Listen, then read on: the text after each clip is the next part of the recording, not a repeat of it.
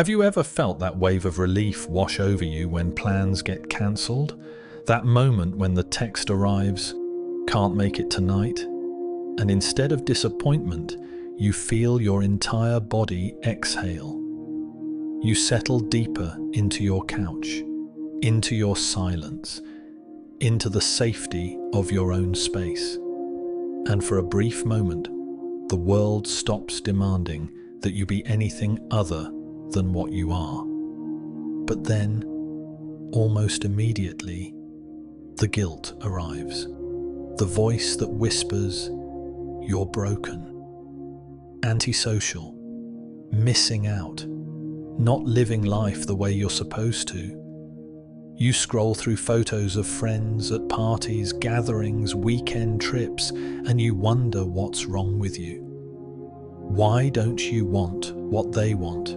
Why does the thought of going out feel less like adventure and more like obligation?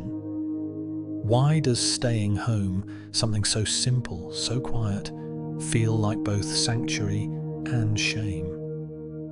Perhaps you've been called a hermit. Maybe people joke about how you're always home, how they never see you anymore, how you've become a ghost, and you laugh along, because what else can you do? But inside, there's a knot. A question you've carried for years. Am I afraid of life? Or am I just different? Am I hiding? Or am I honoring something in myself that I don't yet have words for? The world has given you an answer already. It's told you in 1,000 subtle ways that staying home is a problem to be solved, that solitude is loneliness waiting to happen, that if you're not out there collecting experiences, filling your calendar, expanding your social circle, you're somehow less than, incomplete, wasting your potential. But what if I told you that everything you've been taught about this is wrong? That the guilt you feel isn't coming from your soul. It's coming from a culture that profits from your insecurity, that needs you exhausted, overstimulated, and constantly seeking external validation to survive. What if staying home isn't a deficit, but a design? Not a flaw, but a feature of a mind that operates on a different frequency than the noise the world celebrates. What if you've been looking at yourself through the wrong lens entirely, judging your nature by someone else's blueprint? This isn't about whether you have social anxiety or whether you're clinically depressed, though we'll examine that distinction carefully because it matters. This is about something deeper, something the culture refuses to acknowledge because it threatens the entire machinery of modern life. That some people are wired for depth, not breadth, for quality, not quantity, for the richness of inner worlds over the performance of outer ones. And that this isn't something to fix. It's something to understand. If you enjoy deep psychological insights, feel free to subscribe. You've spent years trying to be someone else, forcing yourself to say yes when everything in you screamed no. Staying at parties long after your energy died, watching yourself become hollow, performative, a ghost wearing a smile. You've measured yourself against people who recharge in crowds while you drain in them. You've apologized for needing silence the way others need stimulation. You've treated your own nature like a problem to overcome, a weakness to hide, a shameful secret that separates you from the fullness of life. But here's what no one tells you. The exhaustion you feel isn't from living wrong. It's from living as someone you're not. The guilt isn't proof you're broken. It's proof you've been taught to see yourself through eyes that were never meant to understand you. And the relief you feel when you're finally alone, that's not avoidance. That's your nervous system telling you the truth. Let's explore what's really happening beneath the surface. Because once you see it, you can never unsee it. And once you understand it, you'll never apologize for it again. The story begins long before you knew there was a story. It starts in childhood, in the innocent moment when you chose the book over the playground, the art project over the birthday party, the quiet corner over the chaotic center. And someone noticed. A parent, a teacher, a well-meaning adult who looked at you with concern and asked the question that would echo through your entire life. Why don't you go outside and play with the other kids? The implication was clear. Something was wrong. You were supposed to want what they wanted. Your preference wasn't just different, it was deficient. This is where the conditioning takes root, not through violence or cruelty, but through 1,000 small moments of correction. The disappointed faces when you declined invitations. The worried conversations about whether you were lonely. The forced playdates. The pushed socialization. The constant message that who you were naturally wasn't quite enough. You learned that introversion was a problem to be solved. That solitude was something to grow out of, that the life of the mind was less valid than the life of constant external engagement. And so you started performing, smiling when you felt nothing, agreeing to plans that drained you, pretending that parties energized you the same way they seemed to energize everyone else. Carl Jung saw this clearly when he identified introversion and extroversion not as social skills, but as fundamental orientations of psychic energy. He understood that introverts don't recharge through social contact, they deplete through it. That the inner world isn't an escape from reality, but a different kind of reality, equally valid, equally rich. But culture didn't listen. Culture built itself around the extrovert ideal. The belief that the person who speaks loudest, networks most, socializes constantly, is the one living correctly. Susan Cain documented this extensively. How schools, workplaces, and social structures all reward extroversion while treating introversion as something to overcome. How we've created a world where being alone is automatically equated with being lonely, where staying home suggests failure rather than choice. The machinery runs deep. Social media amplified this 1,000 times over.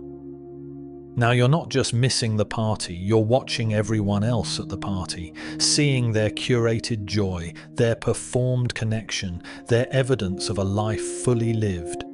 And you, at home, in your quiet space, suddenly feel like you're on the wrong side of existence. FOMO isn't just fear of missing out. It's the weaponization of your natural temperament. The transformation of your preference into a deficiency. The algorithm doesn't profit from your peace. It profits from your anxiety, your comparison, your belief that somewhere else is always better than where you are. Have you noticed how exhausted you feel trying to be someone else? How the performance costs you days of recovery? How, after forcing yourself to be social, you retreat into yourself so completely that even the people you love feel like intrusions.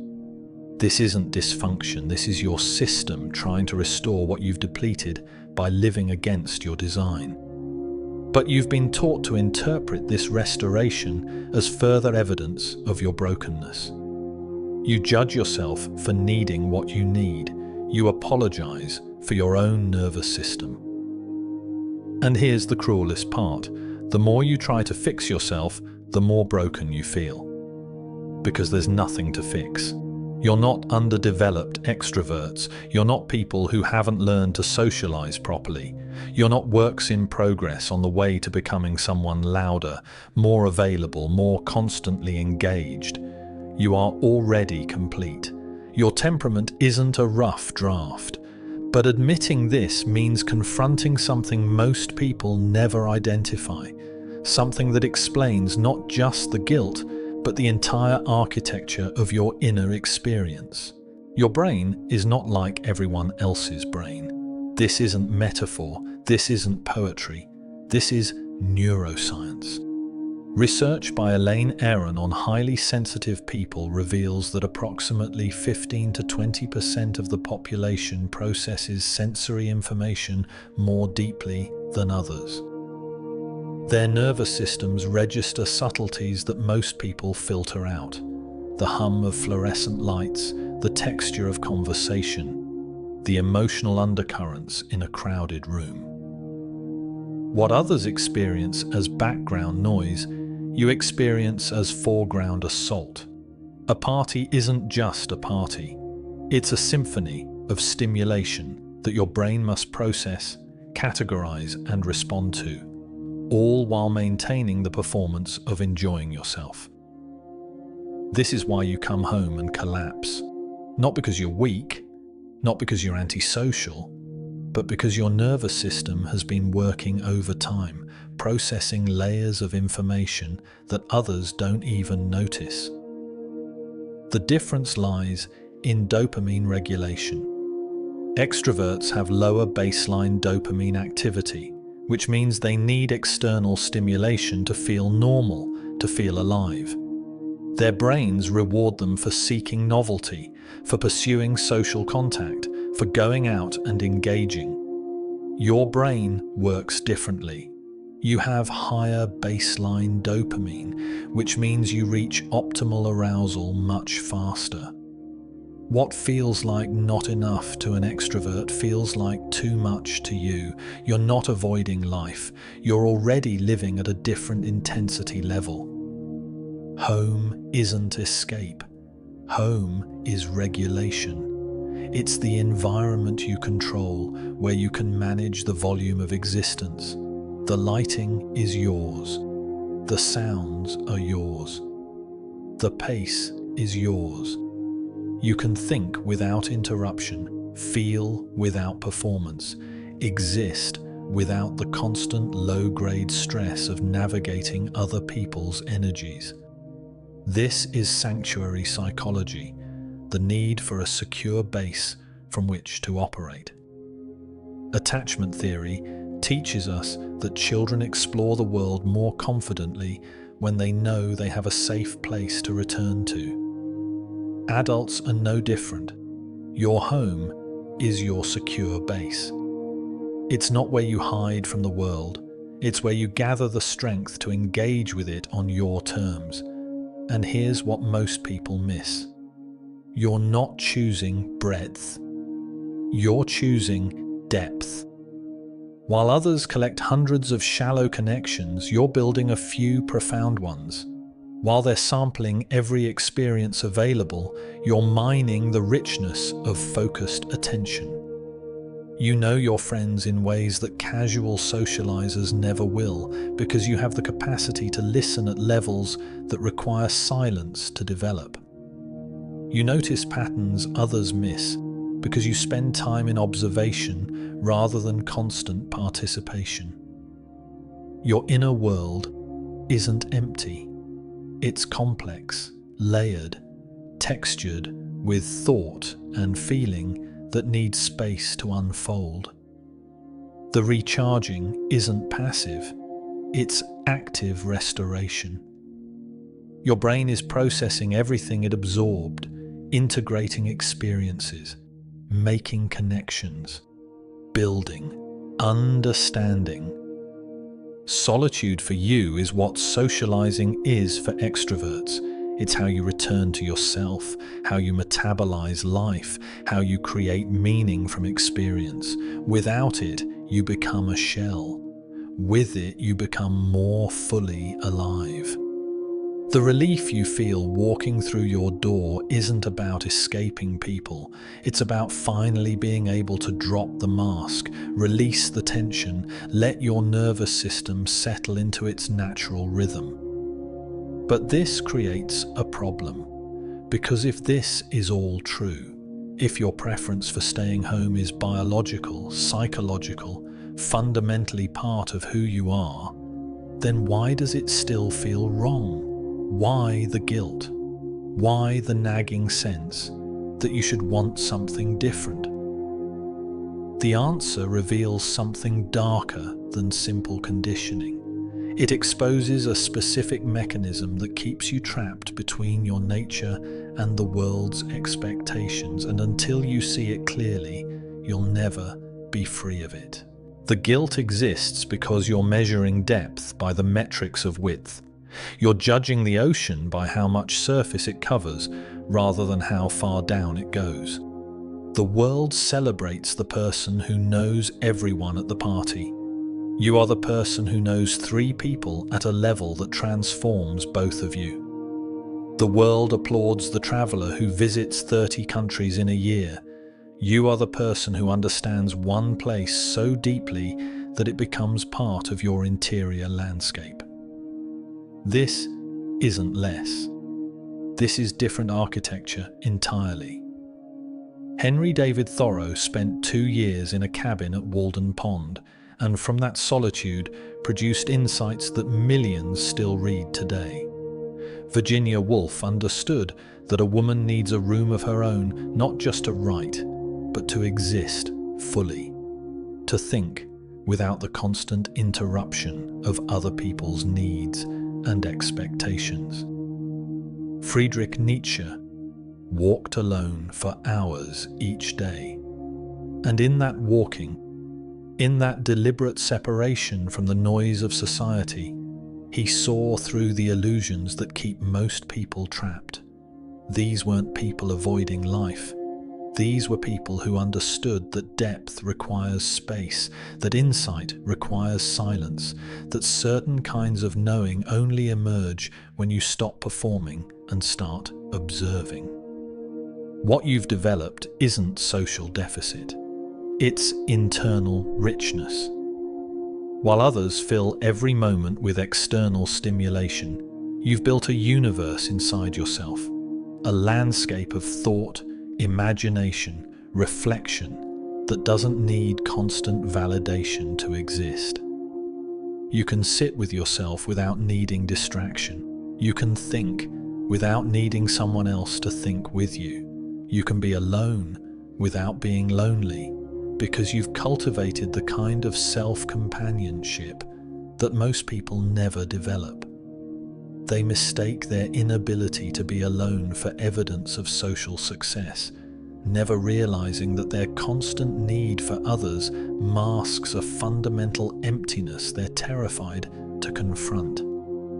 Your selectivity isn't fear, it's discernment. You're not saying no to life, you're saying no to the shallow performance of life that exhausts without nourishing. You've learned something that takes most people decades to understand, that your energy is finite, that your attention is precious, that you can either spend yourself everywhere or invest yourself somewhere that actually matters. Quality over quantity isn't a compromise. It's sophistication. It's the recognition that 3 deep friendships where you can be completely yourself are worth more than 30 superficial connections where you perform a version of yourself that makes others comfortable. And here's the power in this.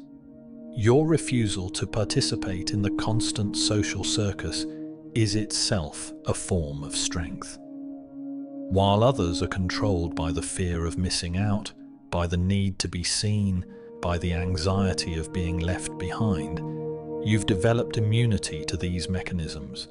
You don't need to be everywhere because you're fully somewhere. You don't need everyone's approval because you've learned to approve of yourself. You're not reacting to the social pressure that keeps most people in a state of perpetual performance. You've stepped out of that game entirely And that terrifies people because your peace exposes their exhaustion. What if your quietness is actually attunement? The ability to hear frequencies that get drowned out in the noise. What if your preference for staying home isn't withdrawal, but the wisdom to know that not every invitation deserves your presence? What if you're not missing life, but experiencing it at a depth that people who are constantly moving can never reach? The world doesn't need more people spreading themselves thin across meaningless interactions. It needs more people who go deep, who think carefully, who feel fully, who create from that rich inner silence something that actually matters. But there's a shadow side to this that we need to examine with brutal honesty. Because while everything I've just told you is true, there's another truth that lives beside it, one that's harder to face, one that requires you to look at yourself without mercy. There's a line between sanctuary and prison, and sometimes it's so thin you don't notice when you've crossed it. Sometimes staying home stops being a choice and becomes a compulsion. Sometimes your preference hardens into avoidance, and the quiet you once controlled now controls you. This is the territory no one wants to examine, because it requires admitting that not all solitude is healthy, that not all staying home is wisdom, that sometimes what you call peace is actually paralysis wearing a more comfortable name. Social anxiety doesn't announce itself with clarity. It whispers. It sounds reasonable. It says you're tired, you're protecting your energy, you're honoring your introversion. And maybe you are. Or maybe you're afraid. Maybe the relief you feel when plans cancel isn't just about reclaiming your time. It's about escaping the low hum of dread that starts the moment you commit to showing up. Maybe you're not choosing home. Maybe you're fleeing everything that isn't home, and there's a difference so profound it separates healing from harm. Preference energizes you. It leaves you feeling restored, recharged, more yourself. Avoidance depletes you. It comes with relief, yes, but relief mixed with something else, a quiet shame, a sense of your world getting smaller, a nagging feeling that you're not expanding into yourself, but contracting away from life. One fills your inner world with richness. The other empties your actual world until all that's left is the safety of the familiar and the fear of everything beyond it. Depression whispers that nothing is worth the effort. Anxiety screams that everything is dangerous. And both will disguise themselves as introversion if you let them, borrowing the language of self-care to justify the slow disappearance of your life. Agoraphobia doesn't always look like panic attacks and inability to leave the house. Sometimes it looks like someone who just really, really loves being home. Someone who has excellent reasons for why they can't make it to things. Someone whose world gradually shrinks from neighborhood to block to house to room to bed, and at each contraction, they tell themselves it's a choice, that they're just selective, that they know what they need. And maybe that's true. Or maybe they're watching their comfort zone calcify into a cage, and they've confused the bars for boundaries. Here's how you know the difference. Does your solitude nourish, or does it numb? When you stay home, do you create, think, feel, grow? Or do you scroll, consume, distract, disappear?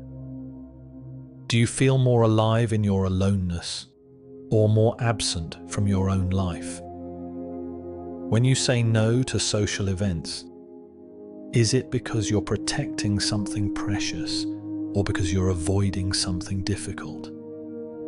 These questions have answers, and your body knows them even when your mind is busy constructing justifications. The comfort zone is a seductive trap, because staying in it feels like self-care. It feels like you're being kind to yourself, respecting your limits, honoring your needs. And sometimes you are, but sometimes you're just rehearsing smallness, practicing limitation, teaching yourself that the world beyond your door is too much for you to handle. And when you do that long enough, it becomes true. Your social skills atrophy, your tolerance for discomfort shrinks, your anxiety feeds on itself, growing stronger each time you choose safety over expansion, comfort over growth, the known over the risk of living. There are invitations you've declined that you actually wanted to accept, opportunities you've let pass because the gap between wanting and doing felt too wide to cross. Relationships that died not from conflict, but from your consistent unavailability, your pattern of cancelling, your inability to show up even when you desperately wanted to connect. And you told yourself it was introversion. You told yourself it was self-protection. But was it? Or was it fear dressed in the language of preference, avoidance disguised as discernment? The first step toward mastery is building the observer mind, the part of you that can watch yourself without judgment, that can notice patterns without immediately defending them. You need to become curious about your own behavior rather than protective of it. When you decline an invitation, pause. Ask yourself, is this restoration or escape? Am I saying no because I genuinely need solitude, or because I'm afraid of the discomfort that comes with showing up? The difference lives in your body. Restoration feels like relief that opens. Avoidance feels like relief that closes. One expands your sense of possibility. The other contracts it. Learn to feel the difference, because your nervous system knows the truth even when your mind is busy constructing stories. Energy accounting changes everything. Most people live by shoulds, what they should want, what they should be able to handle, what normal people do. But your energy is not theoretical, it's actual. You have a specific capacity, and it's different from everyone else's. Stop measuring yourself against people whose batteries work differently than yours. Instead, track your reality. How much social interaction can you handle before you start performing rather than participating? How much solitude do you need before you're actually restored versus just hiding? What activities genuinely recharge you versus what activities just pass time while you recover from depletion? These aren't philosophical questions. They're practical ones, and the answers determine whether you're living from design or default. But here's where it gets difficult. Mastery requires intentional exposure to discomfort. Not constant exposure, not overwhelming exposure, but strategic, deliberate practice of the things that stretch you. Because if you only ever do what feels comfortable, you're not honoring your introversion. You're reinforcing limitation. Growth lives in the gap between what you can easily do and what requires effort. You need to identify the difference between draining social situations and growthful ones. A networking event with strangers where you perform small talk? That's probably depleting without benefit. A deep conversation with someone you're building real connection with, even though it requires vulnerability. That's the discomfort worth choosing, because it expands rather than exhausts. Quality over quantity becomes your guiding principle for connection. You don't need 20 friends. You need 2 or 3 people you can be completely honest with, where the relationship goes beneath the surface, where you're not managing their perception of you, but actually sharing your interior life. These relationships take time to build because they require consistent presence. And that means saying yes, sometimes even when it's inconvenient, even when you'd rather stay home. The difference is that these yeses are investments in depth rather than performances of social acceptability. You're showing up not because society says you should, but because these specific humans are worth your finite energy. And home needs to become your laboratory, not your prison. If you're going to spend significant time alone, make it count. Use solitude for creation, writing, art, music, building something that didn't exist before. Use it for deep learning, actually studying subjects that fascinate you rather than passively consuming content. Use it for rigorous thinking, wrestling with ideas, developing your understanding, cultivating the kind of contemplative practice that transforms information into wisdom. The measure of healthy solitude isn't comfort. It's whether you're more yourself at the end of it, whether your inner world is richer, whether you've used the space to become rather than just to rest. Saying no without guilt requires one thing: self-trust. The confidence that you know your own needs better than anyone else, that you're the authority on your own energy, that you don't owe anyone an explanation for how you choose to live. But self-trust isn't arrogance. It's the result of honest self-observation. It's earned by paying attention, by noticing patterns, by being ruthlessly truthful about what actually serves you versus what just keeps you comfortable. We've arrived at the place where everything shifts. Not because you've learned something new, but because you've finally seen what was always true. The wound you started with, the guilt, the shame, the feeling that something was wrong with you, wasn't about your preference for staying home. It was about living your life according to someone else's blueprint, measuring your worth by metrics that were never designed for the way you're built. And now you know. You can't unknow it. You can't go back to apologizing for your nature. The intentional homebody isn't hiding. They're not afraid of life. They're not less than the people who fill their calendars with constant engagement. They've simply made a different calculation, one that values depth over breadth, presence over performance, the richness of inner life over the accumulation of external experiences. They understand that being everywhere means being nowhere, that spreading yourself across 100 shallow interactions leaves you less connected than investing fully in 3 deep ones. Their home isn't a prison, it's headquarters.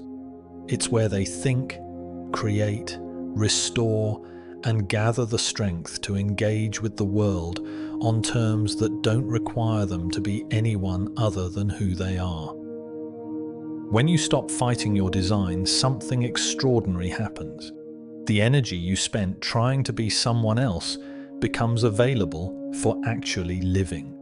The guilt dissolves, not because you've convinced yourself it's okay to be this way, but because you've seen through the lie that there was ever anything to fix. Your relationships improve not despite your selectivity, but because of it.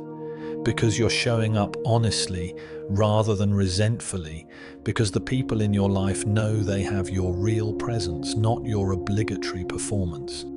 Your creativity deepens because you've given yourself the space it needs to emerge. Your peace stabilizes because you're no longer at war with yourself.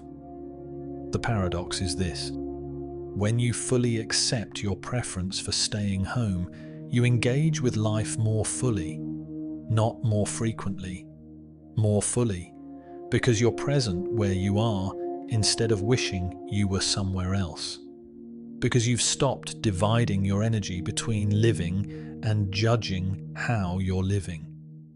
because you've claimed the freedom to disappoint others in service of being true to yourself, and that freedom transforms everything it touches. Look at your life right now. How much energy are you spending trying to be someone you're not? How many invitations are you accepting out of guilt rather than genuine desire? How many hours are you losing to the performance of being social when you could be using that time to actually live? What would change if you simply stopped apologizing for who you are? If you let people be confused by your choices without rushing to explain them? If you trusted that the right people, the people worth knowing, will understand without explanation and the wrong people won't? Understand regardless of how much you justify yourself. Your home isn't a hiding place. It's where you're most yourself. And being most yourself, without apology, without performance, without the constant negotiation of other people's expectations, that's not withdrawal from life. That's the fullest engagement possible. While others are everywhere, performing connection without feeling it, you are somewhere, fully present in the life you've deliberately chosen. The world doesn't need more people pretending to be extroverts. It needs more people living from their truth, whatever that truth is. If you've recognized yourself in this, comment below. I choose presence over performance. Not for me, but to affirm this truth to yourself. What should we explore next in the psychology of home? Drop your ideas below. If you'd like more psychology content that goes this deep, feel free to subscribe. The next video explores the psychology of people who need constant stimulation. It will show you the other side of this equation and help you understand why your difference matters. The weak perform. The anxious hide. The wise choose consciously.